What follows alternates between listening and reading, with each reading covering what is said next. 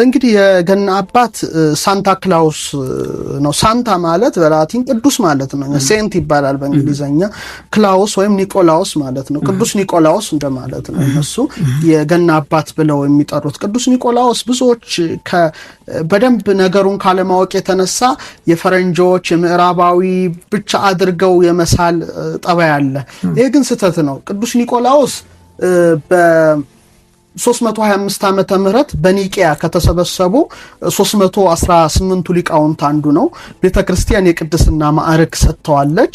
በተለይ የቅዱሳንን ታሪክ በያዘው መጽሐፈ ስንክሳር ታኅሳስ 10 በዓሉ ይከበራል። በቤተክርስቲያን ሜራ የምትባል የግሪክና የተርኪ አካባቢ አሁን በቱርክ ስር የነበረች ሜራ የምትባል አካባቢ የነበረ ነው። ሳንታ ክላውስ ወይም ቅዱስ ኒቆላዎስ ይባላል። እንግዲህ ቅዱስ ኒቆላዎስ በጣም በደግነት የታወቀ ሰው ነው። በጣም ቅዱስ ነው። ለምሳሌ ካደረጋቸው አንዱን እንደው ባጭር ለመናገር ያህል በጣም ሀብታም ነበር አባቱ። እሱ ግን የምንና ህይወት ነበር ቅዱስ ኒቆላዎስ ሲኖር የነበረው እና አንድ ጎረቤቱ በጣም 3 ልጃገረድ ሴቶች የነበሩት አንድ የተቸገረ ሰው ነበረ።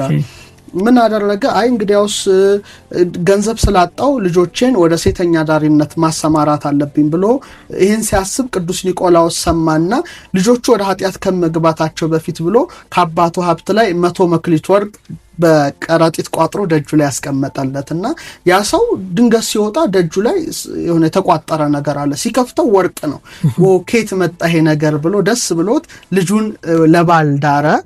አሁንም ሁለተኛ ልጅ ቀረችው። አሁንም መካከለኛዋ ማለት ነው። አሁንም ቅዱስ ኒቆላዎስ ይሄ ሰው ልጁን ወደ ኃጢአት ሳያስገባ ልጁን እንዲድር ብሎ አባቱ ከሰጠው ሀብት ላይ በከረጢት ቋጥሮ 100 መክሊት ወርቅ ያስቀመጠለት። ሲመጣ አሁንም ወርቅ አገኘ።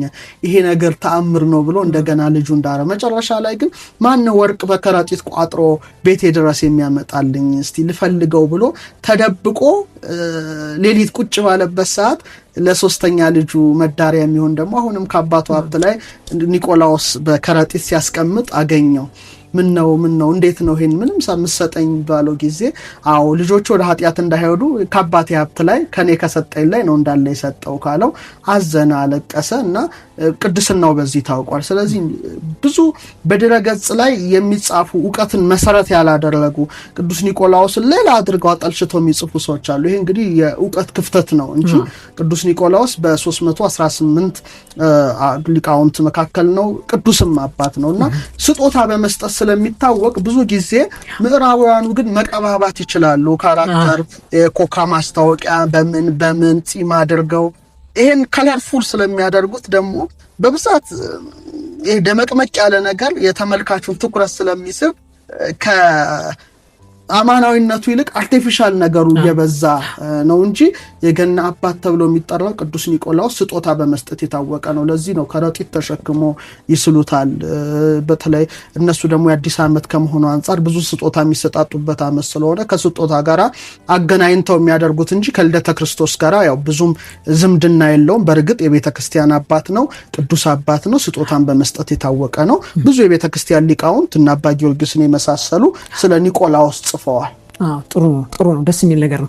በነገራችን ላይ አሁንም በእኛ ሀገር ላይ ይሄ መስጠት ባህላችን ቅድም እንዳለው እነዚህ የጥበብ ሰዎች ወይ ደግሞ ስነ ፍልክሱ የሚመረመሩ ሰዎች ይዘው የሉት ስጦታ ነው እና እግረ መንገዳችን እንግዲህ ይሄ በዓል ነውና ከተቸገሩ ሰዎች ጋር እንዲህ አይነት ነገሮችን በመስጠት በመጠየቅ እንደሚያሳልፉ ተስፋ እናደርጋለን። ይሄም የአንድሮሜዳ መልእክት ይሆናል ማለት ነው። ወደ ጥያቄ ስንሄድ ስለ ዛፍ አለ አሁን የሚነገረው የገና ዛፍ ይባላል። ብዙ ጊዜ የገና ዛፍ ምን ፋይዳ አለው? አሁን ከገናው በዓል ጋር የገና ዛፍ ተብሎ ተቀጽላ ሰጥቶት እንዲህ አይነት ነገር አለና ይሄ እንዴት ይቃኛል? እንግዲህ የገና ዛፍ ባህልነቱ የኖርዘርን ዩሮፕ ነው። በተለይ የሰሜን አውሮፓ ባህል ነው። መነሻውም እዛ አካባቢ ነው። እስያ ውስጥ አይደለም፣ አፍሪካ ውስጥ አይደለም፣ አልፎ ተርፎ አውሮፓም ሁሉም ጋርም አይደለም፣ ላቲን አሜሪካም ሰሜን አሜሪካም አይደለም። ባህልነቱ የነበረው ሰሜን አውሮፓ አካባቢ የነበረ ባህል ነው። እነሱ በብዛት የዊንተር ፌስቲቫሎች ነበሯቸው፣ የክረምት ክብረ በዓላት። በተለይ እንደሚታወቀው አሁን የክረምቱ ወቅት አውሮፓ በጣም ፀሐይ የምትናፈቅበት ጊዜ ነው። ፀሐይ አይኖርም። ሙሉ በሙሉ ማለት ይቻላል ጨለማ ወቅት ነው። ቶሎ ነው የሚመሸው። በጣም ብዙ በረዶ ይወርዳል። ቅጠሉን ሁሉ ያረግፋልና ትንሽ ሄዶ ላየው ሰው ያስደነግጣል። በጣም ከባድ ነው። እኛ ክረምታችን ብዙም ችግር የለውም። እዛ ግን ቶሎ ነው የሚመሸው። በጣም የሚወርደው በረዶ ቅጠሉን ሁሉ ነው የሚያረግፈው። ቶሎ ይጨልማል። አስደንጋጭ ነበረ። እነሱ ምን ያደርጉ ነበር? ይሄ አስፈሪና አስደንጋጭ ጊዜ ሲደርስ በበረዶ ማይረግፉ አረንጓዴነትን ይዘው የሚለመልሙ አንዳንድ አትክልቶች አሉ። ጽድ አሁን ለመቆየት የሚችል ነገር ነው። እነዚህን ቤታቸው ያደርጉ ነበር ክረምት ፌስት እና ይሄ እንግዲህ ቶሎ ፀሐይ እስክትወጣ ድረስ የተስፋ የብርሃን የህይወት ምልክት አድርገው ነበር። ይሄ እንግዲህ ከክርስቶስ ልደት በፊት ጀምሮ የነበረ ነው። 1000 ዓመት ይቀድማል። በጣም ስር የሰደደ ባህል እንደሆነ መታወቅ አለበት። ከዛ በተለይ ደግሞ የሳቱርናሊያ ምኩራቦቻቸውን በተለይ በአውሮፓ ላይ ብዙ ጣዖታት ይመለኩ ስለነበረ የሳተርን መቅደሳቸውን በእንደዚህ አይነት አረንጓዴ የሆነ ነገር የማስጌጥ ስርዓት ነበራቸው። በተለይ በዚህ የክረምት ወቅት ማለት ነው። ታህሳስ በጣም ክረምት ጥር በጣም ከባድ ክረምት ስለሆነ ነው። አሁን ይሄ እንግዲህ ከክርስቶስ ልደት በፊት ጀምሮ የነበረ እውነታ ነው ማለት ነው። በኋላ ያው ከክርስቶስ ልደት በኋላ በሁለተኛው መቶ ክፍለ ዘመን አካባቢ የነበሩ ክርስቲያኖችና ሊቃውንት ይሄንን ባህል በጣም ይቃወሙ ነበር። ያው በአጠቃላይ አውሮፓ ላይ ዞረው ጣሊያንም ምንም ሲያስተምሩ ይሄንን ነገር ሲያወሩ ማለት ይቃወሙ ነበር። በተለይ ተርቱሊያን የተባለ የነገረ መለኮት ሊቅ አለ። በዚህ በእኛ ጠልጠሉ ስንለዋለን። ምን ይል ነበር እሱ ደግሞ ይሄን ዛፍ የብርሃን ምልክት ለምን ታደርጉታላችሁ? ራሳችሁ እኮ ብርሃን ናችሁ፣ እንደ ክርስቲያን ብርሃን ናችሁ ለዓለም። ይሄን ለምን የልምላሜ ምልክት ታደርጉታላችሁ? ራሳችሁ እኮ ሰውነታችሁን ከኃጢአት ከጠበቃችሁ በጽድቅ የለመለማችሁ ናችሁ እያለ ያስተምርናቸው ነበረ። እንዲህ ሆኖ እስከ 5ኛው መቶ ክፍለ ዘመን ድረስ ዘልቋል። 5 እና 6ኛው መቶ ክፍለ ዘመን የዛሬ 1500 ዓመት ማለት ነው። ሐሳቡ ደግሞ ተለወጠ። በተለይ በዛ ዘመን የነበሩ ደግሞ የነገረ መለኮት ተመራማሪዎች ክርስቶስ እኮ ሲወለድ እጽዋቱንም ላይ ጭምር ለውጥ አምጥቷል። ለምሳሌ በተአምራት በረዶ ሁሉ ረግፎ ለምልመዋል ይባላል። ለምንድን ነው ማንጠቀመው የሚሉ ደግሞ ሌሎች ሊቃውንት አሁን እኛን አይመለከተንም በእርግጥ የኛ ጉዳይ ስላልሆነ፣ ግን የእነሱን ክርክር እንዳለ ማቅረብ ብዥታ ማጥራት ስለሚያስፈልግ ነው። ለምሳሌ አሁን ቅዱስ ያሬድ ምን ይላል በክርስቶስ ልደት ላይ? ወጾ ገዳምኒ ፈራዩ አስካለ በረከት፣ የምድረ በዳ እንጨቶች ጌታ በተወለደ ጊዜ የበረከት ፍሬን አፈሩ ይላል። ከኢትዮጵያ ሊቃውንት መጥቀሴ ነው እንጂ ያሬድ ክርክር ውስጥ ነበረ ማለት አይደለም። ምክንያቱም አውሮፓ ነውና በ5-6ኛው መቶ ክፍለ ዘመን የዛሬ 1500 ማለት ነው ክርስቶስ ሲወለድ ይሄን ያህል ተአምር ተከስቷል። እጽዋት ለምልመዋል። ስለዚህ ማንጠቀምበት ምክንያት ምንድነው የሚሉ ደግሞ ሌሎች የነገረ መለኮት ሰዎች ተነሱ፣ ምሁራን ተነሱ። በተለይ ጀርመንና ስላቪክ አካባቢ የነበሩ ይሄንን ነበረ ይሉ የነበሩት። እንደውም እንደነሱ አስተሳሰብ የፓጋን ሲምቦልስ ለምሳሌ ከክርስቶስ ልደት በፊት የነበሩ ወይም በኋላ የነበሩ አረማውያን ለምሳሌ አረማውያን ምላቸው ጣዖት የሚያመልኩ ማለት ነው። የነሱ ምልክቶች ለምንድነው ተሻሽለው ማይቀርቡት ወደ ክርስትናው መልክ የማይሰጣቸው ለምን እንትንላቸዋለን የሚል ለምሳሌ አሁን ቤተ ምኩራብ የነሱ ወደ ቤተ ክርስቲያን መለወጥ፣ ዞሃል የሚከበረበትን ህዳር 12ን ቀጥታ ወደ ምን መለወጥ ወደ ህዳር 12 የቅዱስ ሚካኤል በዓል ሽፍት ማድረግ ነው። ምክንያቱም እነሱ የመጡት ከጣዖት አምልኮን ወደ ክርስትና የመጡት እንደኛ ከብሉይ ኪዳን ወደ አዲስ ኪዳን አልመጡም። ከዛ 5 6 7 8 ላይ የተነሱት ግን እንደዚህ መለወጥ አለባቸው እንጂ ሙሉ በሙሉ ድምጥ ማጣቸው ይጥፋ እንዴት እንላለን ወደሚል ክርክር አመጡ። ከነዚህ መካከል የሚጠቀሰው ቦኒፌሴ የሚባል ነው። በ8ኛው መቶ ክፍለ ዘመን ዛፍ እንደዚህ አድርገው በዓል ያከብሩ ስለነበረ የቶር እንጨት ብለው ያመልኩት ነበረ። ተርስዴ ኖርዌይ ነው እና እሱን ቆረጠባቸው አስተምሮ እና የመብረቅ ጣዖትን እንጨት ስላመጣ መብረቅ ይመታዋል ብለው ነበር። የመጣ መብረቅ አልነበረም። በዛ ምክንያት በሱ ቦታ ደግሞ ሌላ እንጨት በቀለ። አሄ ምልክት ነው ብለው ደግሞ ቤት ውስጥ ማስገባት ተጀመረ። ይሄ እንግዲህ እዛው ጀርመንና ስላቪክ አካባቢ የሆነውን ነው። መጨረሻ ወደ 16ኛው መቶ ክፍለ ዘመን ስንመጣ ምን መደረግ ተጀመረ? ይሄ ነገር ቢከለከልም ሰዎች ወደ በድራማ መልክ ማሳየት ጀመሩ። ልደትን ማለት ነው። በመጽሐፍ ቅዱስ ለማያነቡ ሰዎች ስለ ልደት ክንውን ተመልሶ ይሄ ነገር እንትን እየጨመረ መጣ ማለት ነው። በድራማው ምክንያት ምን ማድረግ ጀመሩ? በተለይ ከልደተ ክርስቶስ ዋዜማ የአዳምና የሔዋን በዓል ብለው ማክበር ተጀመረ። መታሰቢያ ማለት ነው። እና ሲያከብሩ ምን ማድረግ ጀመሩ? እነዚህ እጽዋቶች እኛ አሁን መመሰል ያለብን ወደ ገነት ዛፎች ነው የሚል ደግሞ መጣ ማለት ነው። የገነት ዛፎች ብለን እናስብ። በገነት ውስጥ ዕፀ በለስ አለ፣ የሕይወት ዛፍ አለ። መጽሐፍ ቅዱስ ዘፍጥረት 2 ላይ ያነሳል። ስለዚህ የሕይወት ዛፍ ኢየሱስ ክርስቶስ ነውና እሱን እንትከል፣ አፕል እናንጠልጥልበት። አፕል የዕፀ በለሷ አዳምና ሔዋን የበሉት ደግሞ የቁርባን ደግሞ ምሳሌ ጣፋጭ ነገር ደግሞ ዙሪያው እንደ ለውዝ እንደ ጣፋጭ ብስኩት ማንጠልጠል ተጀመረ ማለት ነው። እንደ 16 ሰብአ ሰገልን የመራውን ኮከብ ለማሰብ ደግሞ ቤተልሔም ኮከብ የሚባለው ላይ ከዛፉ ላይ አድርገው አስጊጠው መጠቀም ጀመሩ። ይሄንን እንግዲህ በ16ኛው መቶ ክፍለ ዘመን ነው። ያም ሆኖ ደግሞ እዛም ሆኖ ይከራከራሉ። ለምሳሌ አንዳንዶቹ ምሁራን ምን ይላሉ? ለኛ የወይን ሐረጋችን ኢየሱስ ክርስቶስ እንጂ ይሄ ዛፍ አይደለም ብለው ደግሞ ሌሎች ሊቃውንት እርስ በርስ እንደዚህ ክርክር ነበረ በአውሮፓው ማለት ነው። ይሄም ጀርመን ስላቪክ አካባቢ ውሱን ቦታዎች ነበረ።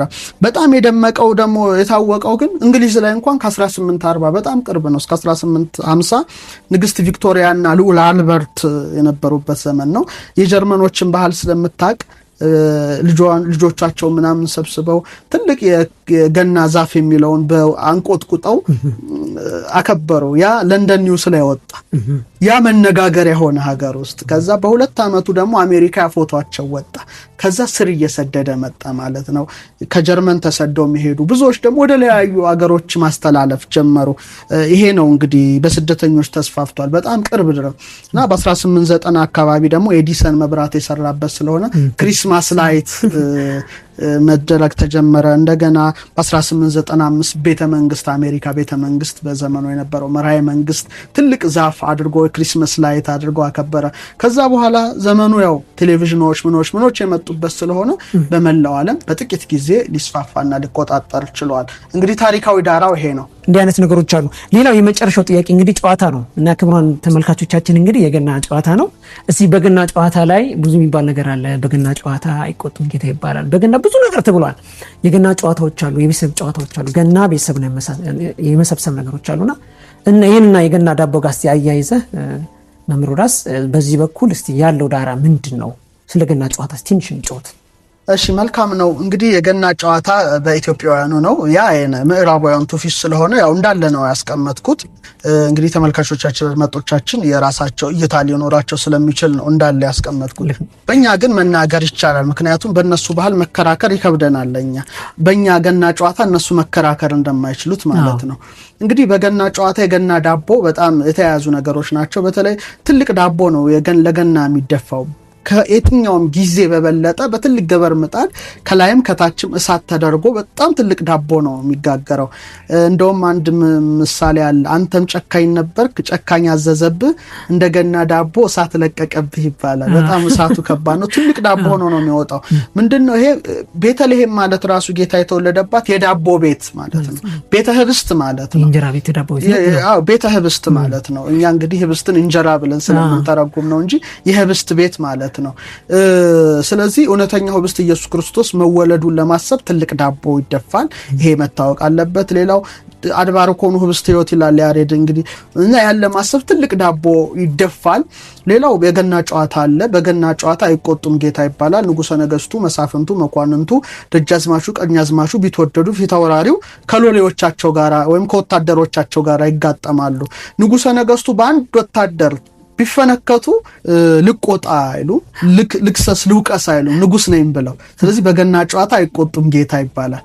ይሄ ምን ያመለክታል? በክርስቶስ ልደትም መላእክት ከሰማይ እረኞች ከምድር ሆነው ልዑላን ከፍ ከፍ ያሉት መላእክት ከሰማይ ዝቅ ዝቅ ያሉት እረኞች ደግሞ ከምድር ሆነው ቤተልሔም ላይ ተሰብስበው ስብሐት ለእግዚአብሔር በሰማያት በሰማያት ለእግዚአብሔር ምስጋና ይሁን ወሰላም ለምድር በምድርም ሰላም ሆነ ለሰው በጎ ፈቃድ የሰው ነጻነቱ ይሰጠው ዘንድ ብለው አንድ ላይ ዘምረዋል፣ አመስግነዋል።